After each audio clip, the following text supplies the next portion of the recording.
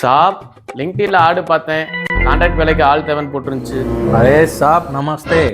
हमारे नौकरी में इंटरव्यू की नोटिफिकेशन आया। நான் ஆயா பையன் இருக்கேன் आपका क्वेश्चन तैयार हो गया। फर्स्ट क्वेश्चन கேளுங்க சார் पूछो साहब। இந்த வீடு எத்தனை நாள்ல खत्म करेंगे?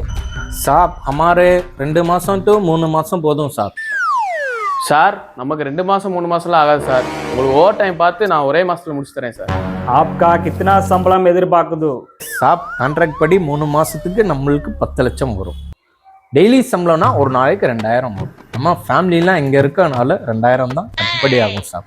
இதுக்கு கீழே இறங்கி வராது சார் எங்களுக்கு 10 லட்சம்லாம் வேணாம் சார் கான்ட்ராக்ட் வேணும்னா 1 லட்சம் போதும் சார் நாங்கள் உங்களுக்கு முடிச்சு கொடுத்துறோம் சார் இது இல்லாமல் நாங்கள் சம்பளம்னா ஒரு நாளைக்கு 1000 ரூபாய் எங்களுக்கு போதும் சார் நாங்கள் ஓவர் டைம் பார்த்து உங்களுக்கு வீட்டை முடிச்சு கொடுத்துறோம் சார் अच्छा कितना टाइम ஒர்க் ஸ்டார்ட் பண்ணி முடிப்பீங்க?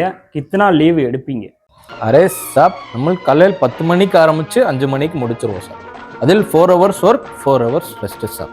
வாரத்தில் 3 நாள் ஹைபிரிட் பொடி தான் சார் ஒர்க் ஆகும்। மீதி 4 நாள் நம்ம ராஜஸ்தானுக்கே போகும் சார்। நம்மளுக்கு தெரியும்ல சார் ஃபங்க்ஷன் இருக்கும் 1000 கடமைகள் இருக்கும் சார்।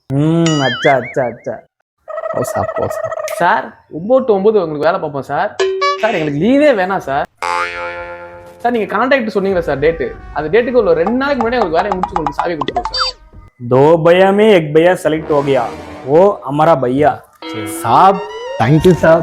साहब आपको बीड़ा डालो साहब। சார்